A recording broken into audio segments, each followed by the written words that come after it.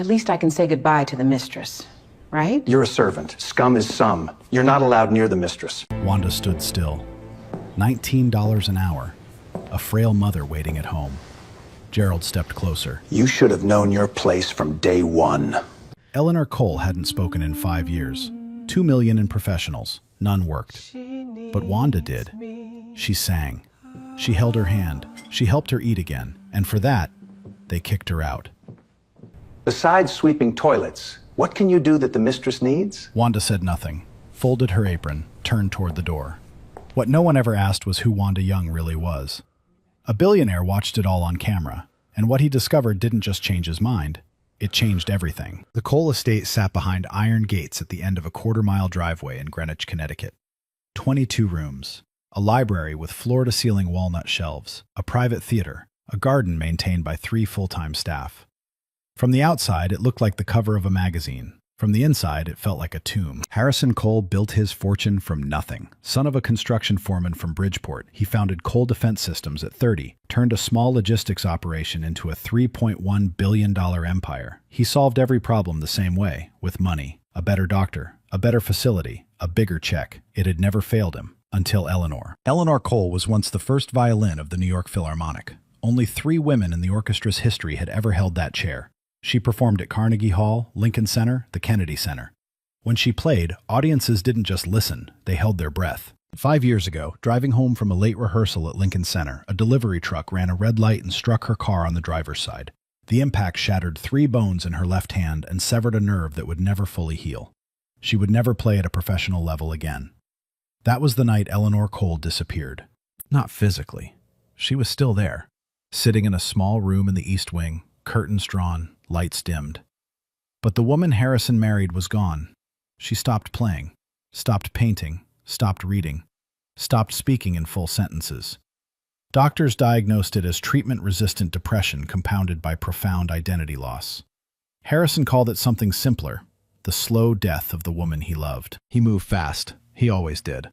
He spent $400,000 on a hyperbaric chamber, built a meditation pavilion in the garden, flew in specialists from Vienna, Sao Paulo, London.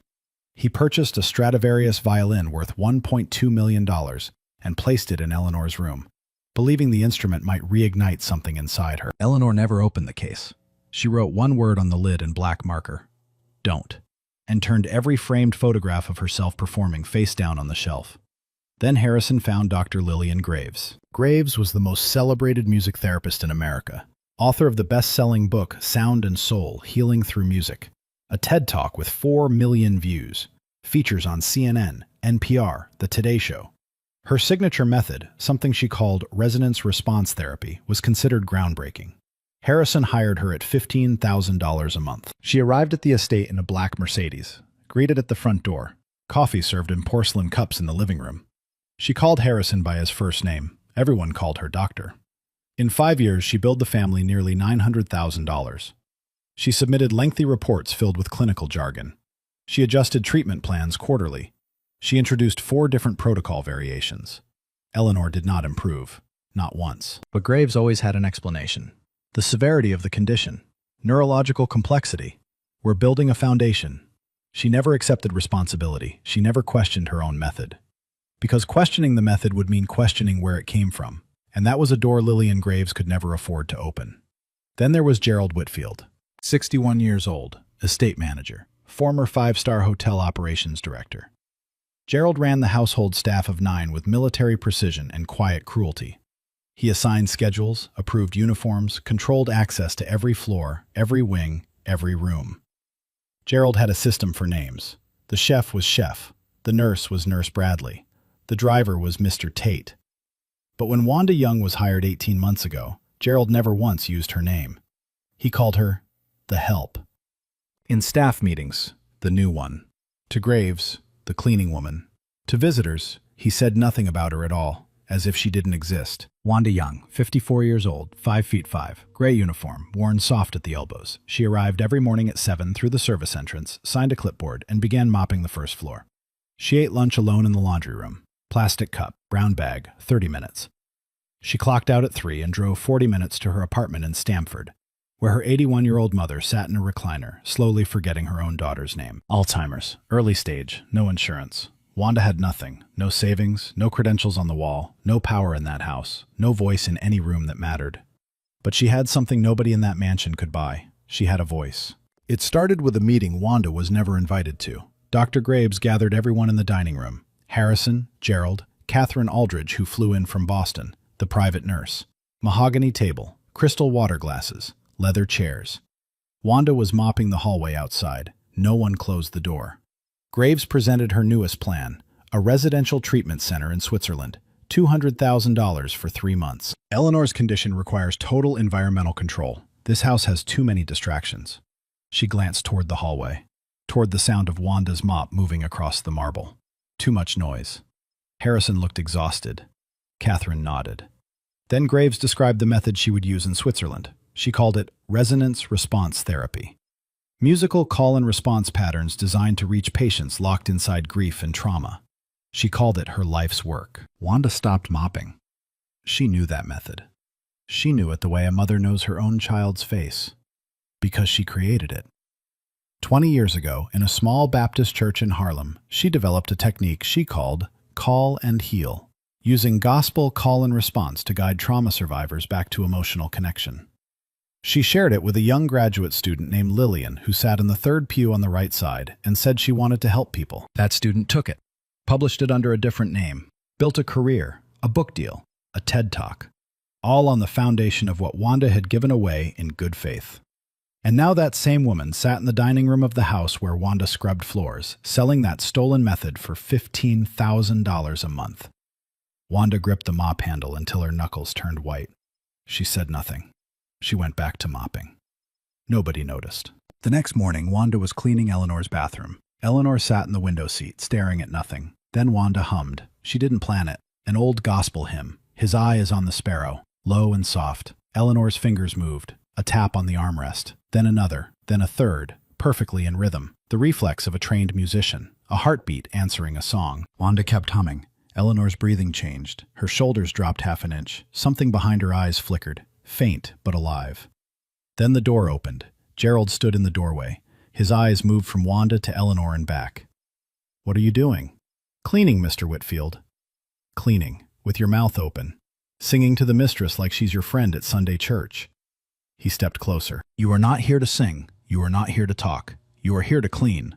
And even that, frankly, is more responsibility than someone like you should be trusted with. Someone like you." He didn't say black. He didn't have to. "Third right up. One more and you're out. Trust me, no one in this house will even notice you're gone." He walked out. Wanda stood still. She looked at Eleanor. Eleanor's fingers had stopped. The flicker behind her eyes was gone. Gerald had killed it. In 15 seconds, he undid what Wanda's humming had started. She finished cleaning. In the hallway, she pulled a small leather notebook from her apron pocket and wrote the date, the time, the song, and 4 words. Fingers tapping. 3 beats. Nobody saw her write it. Nobody knew the notebook existed. 2 weeks later, Catherine Aldridge's silver brooch went missing, a family heirloom, her grandmother's. Gerald searched the staff quarters. 30 minutes later, he called Wanda to his office. The brooch had been found near Wanda's locker. Catherine was there. Graves was there. Gerald sat behind the desk with the brooch in a plastic bag like courtroom evidence. "Explain." "I didn't take it, Mr. Whitfield. I've never been in Mrs. Aldridge's room." "You've never been in her room, but the brooch was next to your locker. How does that work?" "I don't know. I didn't take it." Catherine shook her head. "I want to believe you, but the evidence is right there." Graves spoke last, calm, clinical. "Harrison, I've expressed concerns about this woman before. She oversteps, she distracts, and now this. The decision is clear." Wanda looked at each face in the room. Not one believed her. Not one asked why a woman who had worked here 18 months without a complaint would suddenly steal a brooch worth less than her weekly rent. Gerald leaned forward. "I'll be honest, people like you come into homes like this, you see things you've never had, and the temptation gets too strong. It's not your fault. It's just who you are. People like you. It's just who you are." Wanda's hands trembled. She bit the inside of her cheek until she tasted salt. "I didn't take it." "You can go now." She walked out, down the hallway, past the kitchen, into the laundry room. She sat on a plastic chair and pressed both palms flat on her knees to stop the shaking. What none of them knew, what they would not discover until later, was that the hallway camera had recorded Gerald entering the staff area 30 minutes before the brooch was found and placing it near Wanda's locker himself. He framed her, because she was the easiest person in that house to blame. That night, Wanda sat at her kitchen table. Her mother was asleep. She opened her phone and typed a resignation letter. Her thumb hovered over the send button. She was done. She had every right to be. Then she remembered something from earlier that afternoon. Walking past Eleanor's room, the door had been slightly open. Wanda glanced in. Eleanor was sitting by the window, holding the pencil Wanda had left on the nightstand a week ago. In front of her was a blank sheet of paper. On it, Eleanor had written one word: stay. Maybe she wrote it to herself, maybe to the silence. But the handwriting was shaky and real, the first word Eleanor had chosen to write in over a year. Wanda looked at the resignation letter on her screen. She deleted it. She opened her leather notebook and wrote, "Mrs. Cole wrote one word today. Stay. I will stay." The question was, for how long? Because what was coming next would test Wanda in ways she never expected. The morning after the brooch accusation, Wanda showed up for work at 7. Gerald looked surprised. He had expected her to quit. She didn't quit. She mopped the first floor. She cleaned the kitchen. She said nothing to anyone. But at 5:30 that morning, 90 minutes before her shift, Wanda had stood in her own kitchen in Stamford and cooked a bowl of oatmeal with honey and cinnamon. The same recipe she used to make for Clarence during his chemotherapy, when he couldn't keep anything else down. She poured it into a container, drove 40 minutes to the estate, and left it outside Eleanor's door before anyone in the house was awake. No name, no note, just a warm bowl on a cold floor. The nurse found it at 7:15 and assumed the kitchen staff had sent it up. Eleanor, who had refused breakfast for months, picked up the spoon and ate. Not all of it, but enough. Graves noted the improvement in her weekly report. She attributed it to a medication adjustment. Wanda said nothing. She made that oatmeal every morning, 5:30, before the sun came up, before anyone could see her. She carried it in the same container, set it in the same spot, and disappeared downstairs before the hallway lights turned on. By the second week, Eleanor began leaving the empty bowl outside her door, a signal. Then one morning, tucked beneath the bowl, Wanda found a small piece of paper. One word in shaky handwriting. Cinnamon. Eleanor wanted more cinnamon. It was the first personal request she had made in over a year, and she made it to someone whose name she didn't even know. Wanda read the note in the laundry room. She smiled for the first time in weeks. The next morning, the oatmeal had extra cinnamon, but Wanda didn't stop there. She began leaving small things near Eleanor, not randomly, but with the precision of someone who understood what she was doing. A sprig of lavender on the nightstand, a cashmere throw draped across the window seat, a book of Monet prints open to water lilies, the painting Eleanor had once lectured about at Yale. She watched for responses. She recorded everything in the leather notebook: date, time, stimulus, reaction, duration. One morning she noticed something that made her stomach tighten. Eleanor had been scratching the back of her left hand, lightly, repeatedly, leaving faint red marks, a self-soothing behavior the nurse had missed entirely. Wanda didn't report it. She had no authority to report anything. Instead, she left a small rubber ball on Eleanor's nightstand without a word. 3 days later, the scratching stopped. Eleanor was squeezing the ball instead. The red marks on her hand faded. Nobody knew why. Nobody asked. Then came the piano. Wanda was dusting the Steinway in Eleanor's room, the grand piano that hadn't been touched since Eleanor moved in. She lifted the key cover to clean underneath. Her fingers brushed the keys. Instinct took over. She pressed a chord. D minor, then a few more notes. The opening of Debussy's Reverie. Soft, almost accidental. She caught herself and stopped. Silence. Then, from across the room, Eleanor spoke. "Don't stop." 2 words. Her voice was cracked and dry, barely louder than a breath. But they were real, voluntary, alive. The first words Eleanor had spoken to another person in over a year. Wanda's hands trembled over the keys. She sat down on the bench, and she played. The whole piece, not perfectly. She was a singer, not a pianist. Her timing was uneven. Her left hand fumbled twice. But she played, and Eleanor listened. From the first note to the last, her eyes were open, her breathing was steady. Her fingers tapped the armrest, not randomly this time, but following the melody, counting the beats the way a trained violinist counts. When the final note faded, Eleanor closed her eyes. A single tear ran down her cheek. She didn't wipe it away. Wanda sat still for a long moment. Then she closed the key cover, picked up her dusting cloth, and left the room. In the hallway, she opened her notebook and wrote, "Mrs. Cole spoke today. 2 words. Don't stop. She is still in there." What Wanda did not know, what she could not have known, was that camera 7 in the East Wing hallway had recorded the entire exchange. The footage sat in a server in the basement, untouched, unwatched. For now, over the next 3 months, Wanda's visits to Eleanor's room became a quiet, deliberate routine. Every morning she hummed while she cleaned, changing the song each day. Gospel, jazz standards, lullabies. She watched Eleanor the way a scientist watches an experiment, tracking which melodies triggered a response. She wrote it all down in the leather notebook.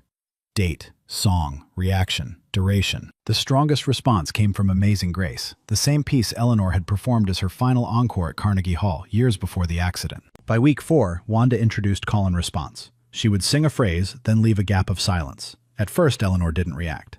By the second week, Eleanor hummed the final note. By the 4th week, she sang an entire response line. Her soprano voice, thin, cracked, buried under years of silence, came out shaking. But it came out on pitch. The instinct of a musician never dies. It just waits. One morning, Wanda entered Eleanor's room and stopped in the doorway. The Stradivarius case was open. The violin lay on the bed. The word "don't" on the lid had been crossed out with a single black line. Eleanor hadn't played, but she had opened the case. For the first time in 5 years, she had given herself permission to look. Wanda stood there for 10 seconds. Then she picked up her cloth and began dusting, as if nothing had changed. But in the hallway afterward, she wrote in her notebook, "She is giving herself permission to remember." Meanwhile, something was shifting in the house, and not in Wanda's favor. Graves had noticed anomalies in the data. Eleanor's cortisol levels were dropping. Her sleep patterns were stabilizing. The nurse reported she seemed more present in the mornings. But Graves's therapy sessions were in the afternoon, and Eleanor showed no improvement during those hours. The progress was happening on someone else's clock. Graves asked Gerald one question. "Has anything changed in the morning routine?" Gerald didn't hesitate. "The maid. She's spending more time near Mrs. Cole's room than her schedule allows." That was all Graves needed. She called a meeting with Harrison. Gerald attended. Graves spoke in her clinical voice, measured, authoritative, impossible to argue with unless you held a medical degree of your own. "I'm recommending a 60-day therapeutic isolation protocol. No unauthorized contact with Eleanor. No staff interaction outside the approved care team. This is a critical phase, Harrison. One disruption could undo months of progress." She paused. "Specifically, I need the housekeeper removed from the East Wing entirely."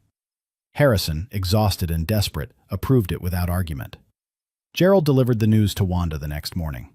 He didn't bother hiding his satisfaction. "New policy. You're restricted to the first floor. The East Wing is off limits. You don't go up those stairs. You don't go near that hallway. You don't even look in that direction." Wanda stared at him. "For how long?" 60 days. Doctor's orders." "Eleanor needs—" Gerald cut her off. "Eleanor? Since when do you call the mistress by her first name?" He stepped closer, lowered his voice. "You forget what you are in this house. You clean. That is all you do. That is all you will ever do. Stay in your lane." Wanda said nothing. She picked up her mop and walked to the first floor. The first week without Wanda, Eleanor collapsed inward. She stopped eating breakfast. The oatmeal disappeared because Wanda couldn't reach the East Wing to deliver it. She closed the curtains again. The violin case was shut.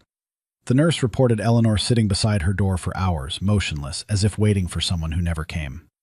Graves reviewed the data and told Harrison it was a normal adjustment period, expected, temporary. It was not normal. It was not temporary. It was a woman losing the only person who had reached her in 5 years. On the 10th day, Wanda was in the laundry room on the first floor, folding sheets. Directly above her, Eleanor's room. Through the ventilation duct in the ceiling, she heard a sound. Crying. Not dramatic. Not loud. The kind of crying that comes when there's nothing left. Just broken breathing and small, exhausted sounds that nobody was meant to hear. Wanda stood under the vent, both hands gripping a bedsheet. She knew what going upstairs meant. Termination. No severance. No reference. Her mother's insurance? Gone. She stood there for 2 full minutes, listening to Eleanor cry through the ceiling. Then she set the sheet down. She went to the cabinet where she had been hiding a container of oatmeal every morning. Still cooking it at 5:30, still bringing it, still hoping, and she picked it up. She walked to the staircase. And she climbed. She wasn't thinking about credentials. She wasn't thinking about her notebook, or her training, or her method. She was thinking about Clarence, about the nights he couldn't sleep from the pain, and she sat beside him in the dark, singing until his breathing slowed. About the last thing he ever said to her. Don't ever let someone suffer alone if you can be there. She opened Eleanor's door, set the oatmeal on the nightstand, sat on the edge of the bed, took Eleanor's hand, and sang, quietly. His eye is on the sparrow. The same hymn, the same low contralto. Eleanor's crying slowed, her fingers tightened around Wanda's hand, her breathing steadied. Then she whispered, voice raw, barely a sound. I thought you left. Wanda squeezed her hand. I'm still here. She stayed 20 minutes. Then she went back downstairs, washed her hands, and resumed folding sheets as if nothing had happened. From that day on, Wanda defied the isolation order every single day. 20 minutes during her lunch break, when Gerald was eating in his office. She brought oatmeal. She sang. She held Eleanor's hand. She draped Clarence's old wool blanket, the last thing she had of his, worn soft at the edges, smelling faintly of saxophone resin and aftershave, over Eleanor's shoulders, because the air conditioning ran too cold, and nobody had bothered to adjust it. She gave away the most precious thing she owned, not because it was a therapeutic strategy, because Eleanor was cold. For 2 weeks, it worked. Then Gerald decided to check the hallway camera log and saw the timestamps. Wanda, East Wing, 12:15, every single day. He brought the evidence to Graves. Graves brought it to Harrison. She violated a direct medical order. This isn't insubordination, Harrison. This is a liability. If Eleanor harms herself during unauthorized contact, you are legally exposed. Harrison listened. He rubbed his eyes. He nodded. Terminate her. End of the week. The clock was ticking, and Wanda had absolutely no idea. 2 days before Wanda's scheduled termination, a young man named Dennis Farrell saved her job, and he didn't even know it. Dennis was the estate's security technician, 23 years old, quiet, good with systems. His job was to maintain the cameras, back up the servers, and make sure nothing crashed. He never watched the footage himself. That wasn't his role. But that Tuesday afternoon, running a routine storage audit, he noticed something unusual. Camera 7, East Wing hallway, was consuming 5 times more disk space than any other camera on the property. Motion-triggered recordings had been firing consistently during mid-morning hours for over a year. Thousands of clips. He assumed it was a malfunction. He opened the first file to check. It wasn't a malfunction. On screen, in grainy black and white, Wanda Young sat on the edge of Eleanor Cole's bed. She was holding Eleanor's hand. She was singing, low, steady, a hymn Dennis didn't recognize. And Eleanor was listening, not staring at the wall, not frozen, listening, eyes open, fingers tapping softly on the blanket. Dennis opened another clip. Wanda reading aloud from a book of paintings. Eleanor turning pages on her own. Another. Wanda humming while placing a sprig of lavender on the nightstand. Eleanor leaning forward to smell it. Another. Eleanor drawing something on a piece of paper. Shaky lines, unsteady, while Wanda sang beside her. Dennis sat back in his chair. He opened clip after clip. 147 recordings across 14 months. And in every single one, Eleanor Cole was doing something the entire household had been told was impossible. Responding. Engaging. Living. Then he reached a clip from 3 weeks earlier, and he stopped breathing. Eleanor was having a panic attack. 10:40 in the morning. She gripped the windowsill with both hands, hyperventilating, her whole body shaking. The nurse was not in the room. No one was. Then Wanda walked in. She didn't shout. She didn't run for help. She knelt beside Eleanor, took both of her hands, and spoke in a voice so calm it sounded rehearsed. Except it wasn't rehearsed. It was practiced. 5 things you can see, Eleanor. Tell me 5 things. Eleanor gasped out fragments. Window, light, hands, your hands. Good. 4 things you can touch. Eleanor's breathing slowed, her grip loosened. Within 4 minutes, the attack was over. Wanda stayed for 20 more minutes, humming softly, until Eleanor fell asleep. Dennis was not a doctor. He was not a therapist. But he had watched enough clips to know one thing with certainty. What Wanda was doing in that room was not cleaning. It was not casual kindness. It was something structured, deliberate, and deeply skilled. He had a choice. Report it to Gerald, the way protocol demanded, or go directly to Harrison Cole. He chose Harrison Cole. That evening, Dennis brought a hard drive to the private theater and connected it to the projector. Harrison sat down. Dennis pressed play. 1 clip, then 5, then 20. Harrison watched for 3 hours straight. He did not speak. He did not move. He watched his wife smile, something he hadn't seen in years. He watched her sing. He watched her open the violin case. He watched her laugh at something Wanda said while pointing at a painting. He watched a woman earning $19 an hour do what $900,000 could not. When the screen went dark, Harrison sat in silence for a long time. Then he picked up the phone and called his attorney, Nathaniel Brooks. I need a full background check on a woman named Wanda Young. Everything. Education, career history, publications, licenses, everything. The file arrived at 8 the next morning. Wanda Young, born in Harlem, New York. Lead vocalist of the Mount Olive Baptist Church Choir from age 18 to 38. Creator of the call and heal method, a therapeutic technique combining gospel call and response with trauma recovery practices. Used for over a decade in community healing circles across 3 boroughs. Documented in church records and 2 local newspaper features. The method later appeared, without attribution or credit, in the doctoral dissertation of one Lillian Graves, rebranded as Resonance Response Therapy. Harrison read it twice. He set the file on the table. He stared at the ceiling, and he said one word, barely above a whisper. How? How did this woman, this voice, this mind, this gift, end up mopping his floors? And more importantly, what was he going to do about it? Harrison did not fire Wanda. He canceled Graves' next appointment and called a meeting in the dining room, the same room where Wanda had been excluded, where decisions about Eleanor's life were made without her, where she had mopped the hallway while others spoke about her as if she were furniture. This time, Wanda was invited inside. She sat at the mahogany table for the first time. Gerald was there, visibly confused. Catherine, joined by video from Boston. Nathaniel Brooks, Harrison's attorney, sat at the far end with a folder. Dr. Graves had not been invited, but when she learned the meeting was happening without her, she drove to the estate and walked in uninvited. She sat down without being asked. She looked at Wanda across the table. Her jaw was tight. Harrison stood. He walked to the wall-mounted screen and pressed play. The footage rolled, clip after clip. Wanda singing, Wanda holding Eleanor's hand, Wanda guiding Eleanor through a breathing exercise.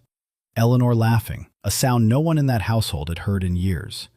Eleanor drawing, Eleanor humming along to a hymn, Eleanor opening the violin case. The room was completely silent. Gerald stared at the screen like a man watching his alibi collapse. Catherine covered her mouth. Nathaniel Brooks took notes without looking up. Graves watched for 90 seconds. Then she spoke. Turn it off. Harrison didn't turn it off. Turn it off, Harrison. What you're showing is evidence of unlicensed therapeutic practice. This woman, she pointed at Wanda, has no credentials, no certification, no authorization. She has been conducting unauthorized treatment on a vulnerable patient. This is a legal matter. I will file a complaint with the state board by the end of the day. Her voice was controlled, professional.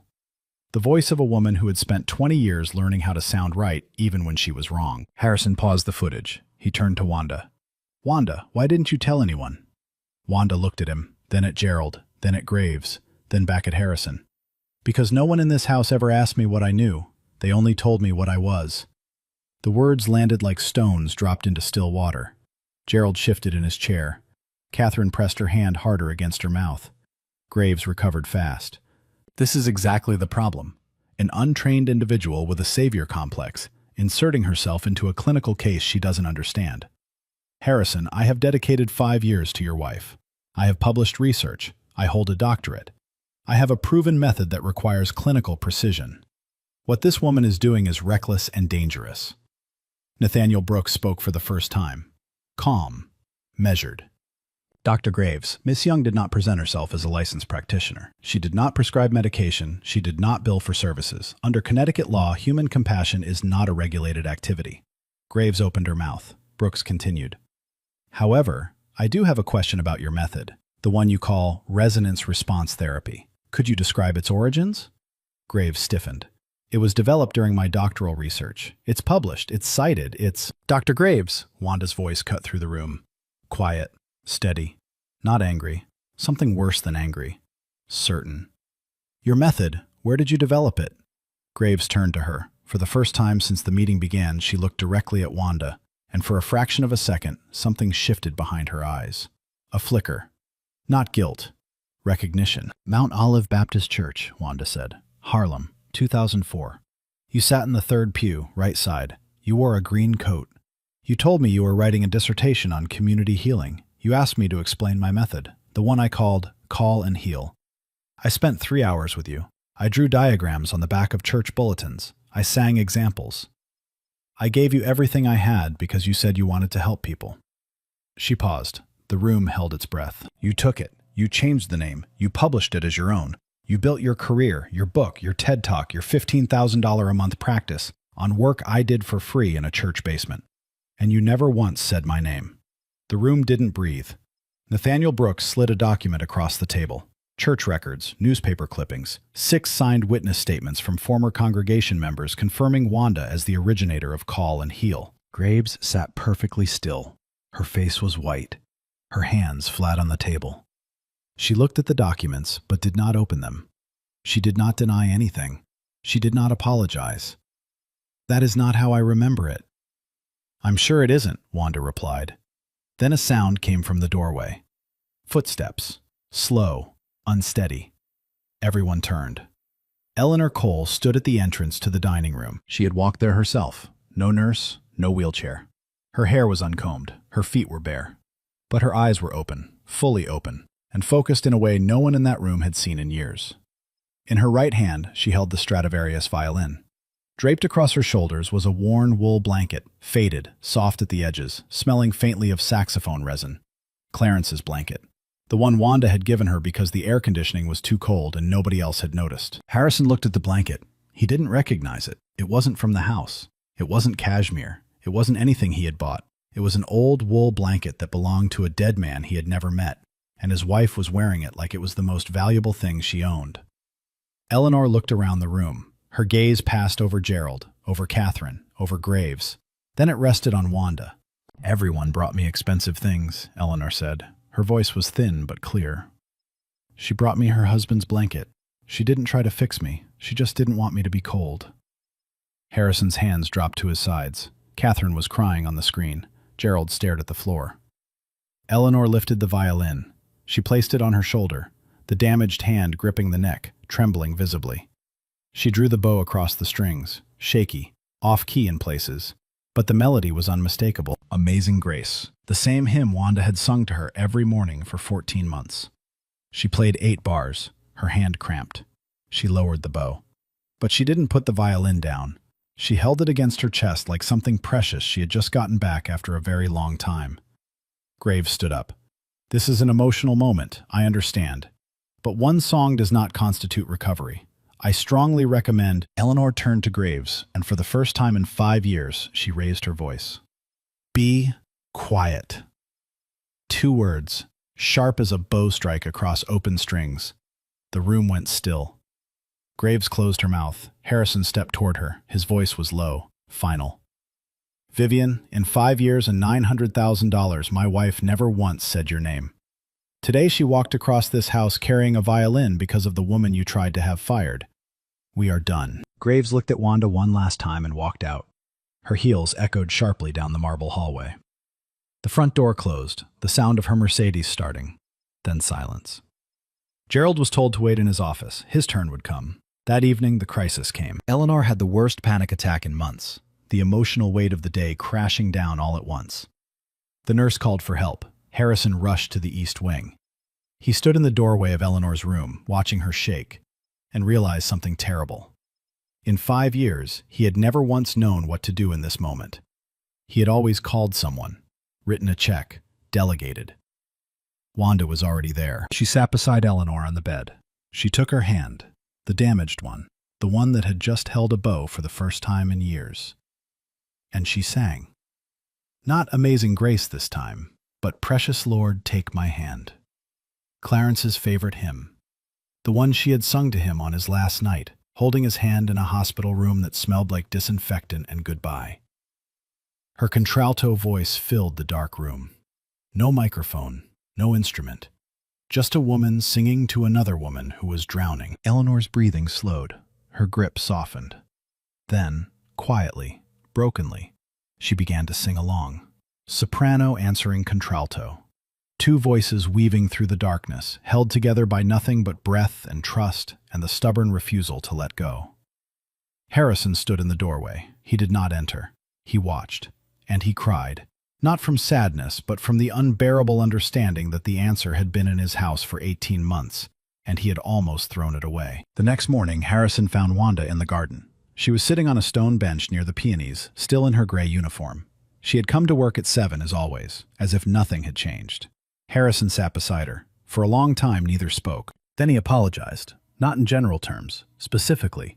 For Gerald, for the brooch, for the isolation order, for never once asking her name until it appeared on a legal file, for building a system that listened to credentials instead of people. I spent $2 million trying to buy my wife's recovery, he said quietly. The answer was in my house the whole time. Then he asked the question that had kept him awake all night. After everything they did to you, why did you stay? Wanda looked at the garden, at the peonies Clarence would have loved. My husband was sick for 2 years. The last months he couldn't sleep from the pain. I couldn't save him. But I sat with him every night and sang until his breathing slowed. She paused. The last thing he ever said to me was, "Don't ever let someone suffer alone if you can be there." I looked at Mrs. Cole and I saw Clarence. Someone drowning while everyone on the shore was writing checks. I couldn't walk away. Not because I'm brave, because I promised. Harrison said nothing. For the first time in his life, a man worth $3.1 billion felt poor. Poorer than the woman beside him, because he had everything in the world except what Wanda carried in abundance. The courage to love without expecting anything in return. He offered her a formal position. Director of Therapeutic Music Care. $180,000 a year. Full benefits. Her mother's medical expenses covered. Wanda had one condition. Eleanor decides, not you. She walked to Eleanor's room. She asked. Eleanor took her hand and nodded. Don't stop singing. That afternoon, Wanda returned to the East Wing. Not through the service entrance, not during a stolen lunch break, not hiding from cameras. Through the front door. On the Stradivarius case, beneath the crossed-out word, don't, Eleanor had written 2 new words in black marker. Don't stop. The consequences came swiftly. Nathaniel Brooks filed an intellectual property inquiry regarding the origins of resonance response therapy. 6 former members of the Mount Olive Baptist Church signed sworn statements confirming Wanda Young as the creator of the original method. Church records and handwritten notes from her original workshops were submitted as evidence. Within weeks, Graves's TED Talk, 4 million views, the cornerstone of her public reputation, was pulled from the platform pending review. Her publisher requested a formal correction to Sound and Soul. A separate audit revealed 38 therapy sessions charged to the Cole family that never took place. Phantom appointments at $800 each, totaling over $30,000 in fraudulent claims. The woman who billed $900,000 could not explain where the healing actually came from. Graves was not destroyed overnight, but the foundation of her career was cracking, and the cracks were spreading. Gerald Whitfield was terminated the same week. When Brooks reviewed the laundry room hallway footage, the footage no one had ever checked, it confirmed exactly what Wanda had said. Gerald entered the staff area 30 minutes before the brooch was discovered and placed it near her locker himself. Deliberately. He was not prosecuted, but his career was finished. A review of his personnel files revealed a pattern: disciplinary write-ups disproportionately targeting staff of color. 3 former employees came forward with similar accounts. Catherine Aldridge flew from Boston. She sat with Wanda in the garden for an hour. She said, "I told you my sister needed real help. I was looking right at it and didn't see it. I'm sorry." Wanda accepted the apology. Not because it erased anything, because holding on to it would have cost more than letting it go. Eleanor's recovery was not instant. Depression does not vanish because of one song. But over 6 months under Wanda's structured program, now supervised by a collaborating psychiatrist, Eleanor changed. She played violin every morning. Not at concert level, not with the precision of a first chair. She played duets with Wanda, violin and voice, in the room where she had sat in silence for years. The sound carried through the hallways of Ashford Manor. The staff stopped what they were doing to listen. She opened the curtains. She walked in the garden. She returned to the master bedroom. She attended a weekly grief group in Stamford. Wanda drove her every Thursday. Harrison funded the Clarence Young Foundation, a nonprofit providing free music therapy to low-income families dealing with grief and trauma. Wanda served as its clinical director 3 days a week. The other 2 she spent with Eleanor. She returned to the Mount Olive Baptist Church in Harlem for the first time in 20 years. She stood before the choir, some of the same faces, older now, and she sang. The congregation rose to their feet before she finished the first verse. Harrison donated $500,000 to Howard University's music therapy program. In a private conversation with Brooks, he said something the lawyer never forgot. "I spent $2 million trying to fix my wife with money. The answer didn't cost anything. It just required me to see the person standing in front of me. The leather notebook, the one Gerald dismissed, the one Graves called irrelevant, now sat on a shelf in Harrison's study, preserved under glass. Its first entry, written on the day Wanda was hired, read, "Mrs. Cole looked at the window today, not through it, at it. She sees the glass. She wants out. She is still in there." Wanda knew from day one. This story is not about money. It is not about a billionaire who failed. It is about what we miss when we only see uniforms, titles, and price tags. Harrison Cole was not a villain. He believed the size of the solution had to match the size of the problem. But grief does not read spreadsheets. Healing does not come from the most expensive room in the building. It comes from the person willing to sit in the dark with you and sing until you stop shaking. Wanda Young was accused of stealing, banned from the person she was helping, called the help, told to know her place. She had every reason to walk away, every reason to stop. She didn't. Every morning at 5:30 she made oatmeal. She sang through hallways where no one thanked her. She gave away her dead husband's blanket, the last piece of Clarence, to keep a stranger warm. Not because anyone asked her to, because she couldn't watch someone suffer alone when she had the power to be there. That is not weakness. That is the rarest kind of strength. The world is full of Wandas, people whose brilliance is hidden behind uniforms, accents, and the color of their skin. People who are never asked what they know, only told what they are. The question is not whether they exist. The question is whether we are paying attention. If you've ever been underestimated, if you've been told you weren't qualified to do what you were born to do, this story is for you. Share it with someone who needs to hear it. Tell me in the comments about a time someone looked past you. And subscribe, because every week we tell stories about the people the world overlooked and the moment that proved everyone wrong. #Justice for Wanda. #Hidden Talent. #Never underestimate.